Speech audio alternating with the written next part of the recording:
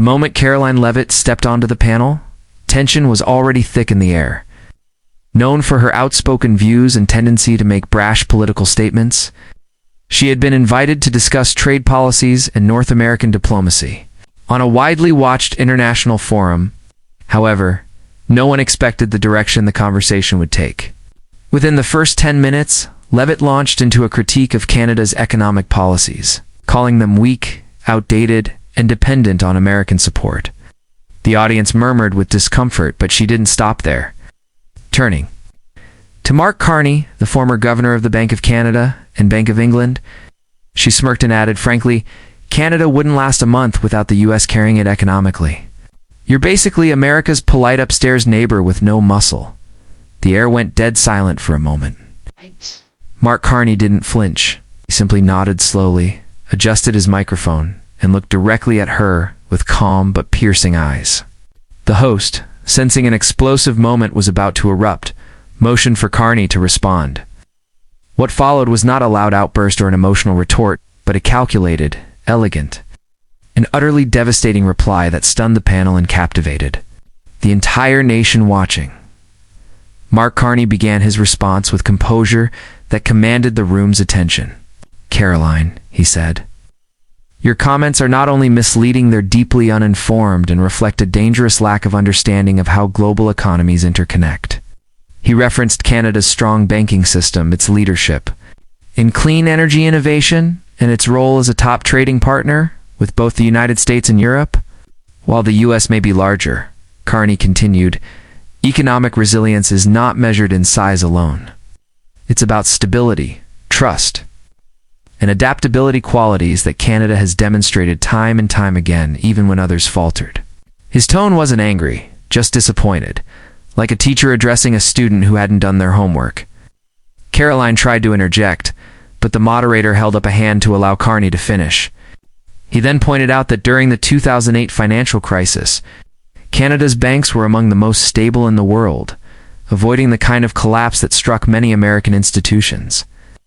Before you diminish a nation's contributions, it's wise to understand its role beyond your borders, he said, pausing slightly to let the weight of his words sink in. The audience applauded quietly, but firmly.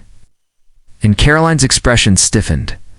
Realizing that Carney had struck a chord, Karoline attempted to pivot. She claimed that Canada's healthcare system was a disaster and suggested it was bankrupting the country. Carney, once again unshaken, countered with data, calmly explaining that Canada's healthcare system was more cost-effective per capita than the US model and delivered comparable, better health outcomes in many areas. It's true no system is perfect, he acknowledged, but what matters is outcomes, accessibility, and sustainability. Canadians aren't filing for bankruptcy over medical bills, a reality many Americans still face. The audience now leaned in closer, watching the exchange like a chess match. Karoline was visibly frustrated. Her talking points, clearly rehearsed for political effect, were being dismantled with quiet confidence. Carney wasn't grandstanding. He was simply telling the truth, and it was impossible to ignore. Behind the scenes, clips of the segment were already being clipped and circulated across social media platforms.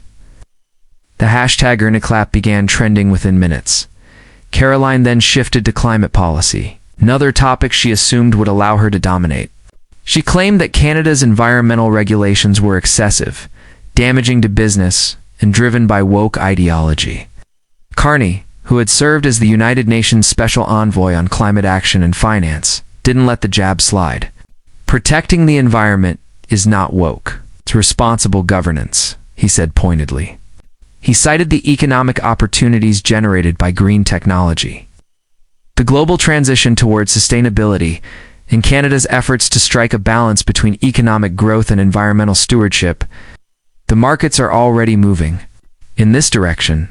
Investors are demanding sustainability. If you're not seeing that, you're not paying attention. The audience broke into spontaneous applause again, louder this time.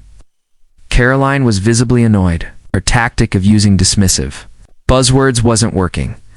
The more she tried to undermine Canada's global contributions, the more Mark Carney elevated the conversation to a level she couldn't match.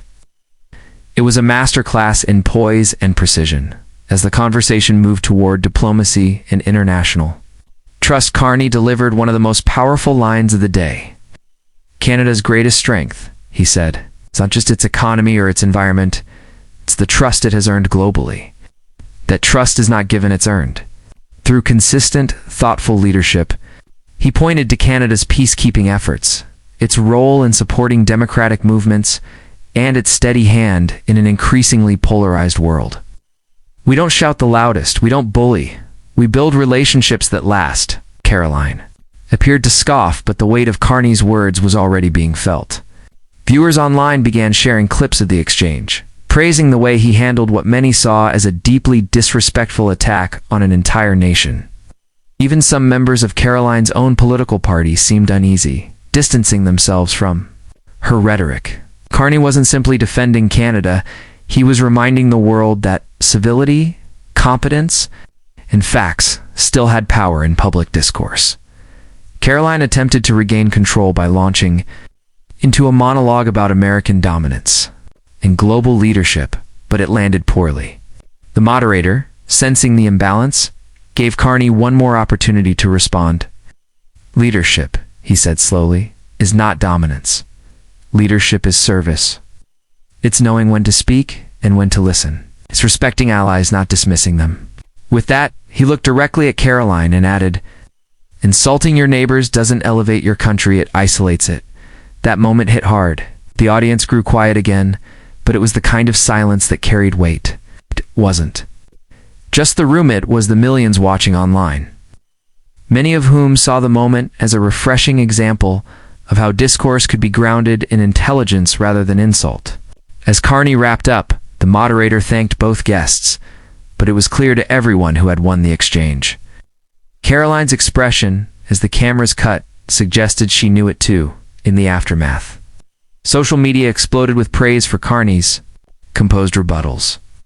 Prominent journalists, analysts, and even former diplomats chimed in. Another called it a wake-up call for America's talking heads. Viewers from both sides of the political aisle appreciated the way Carney elevated the discourse without ever stooping to personal attacks. Several Canadian politicians publicly thanked him for his defense of their nation. While American viewers criticized Karoline's tone as juvenile and divisive, even those unfamiliar with Carney's background were impressed by his depth of knowledge and professionalism.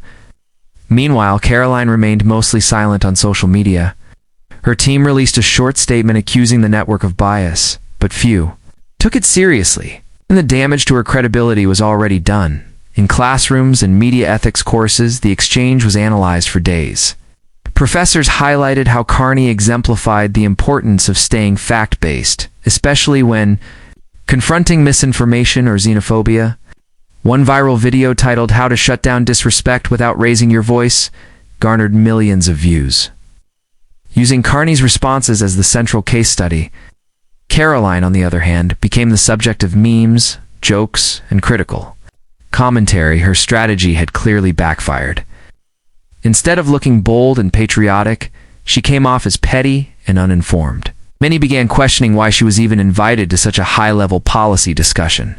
The contrast between her aggressive style and Carney's dignified clarity made for a lesson in public discourse that would not be forgotten anytime soon. Mark Carney, though typically a reserved public figure, gave a rare follow-up interview, where he was asked if he had prepared specifically to confront Karoline. "No," he said, "I prepared to tell the truth. That's what people deserve, especially in times like these." He emphasized the importance of dialogue rooted in mutual respect and facts. "We don't have to agree," he said, "but we have to be better than insults." That sentiment resonated deeply with many viewers who felt politics had become a theater of outrage rather than a platform for progress.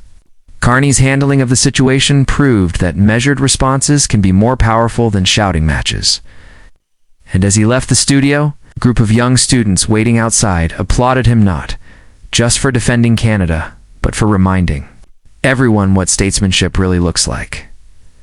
The legacy of that one televised debate stretched far beyond a single panel. It reignited conversations about international respect, informed leadership, and the role of media in promoting constructive discourse.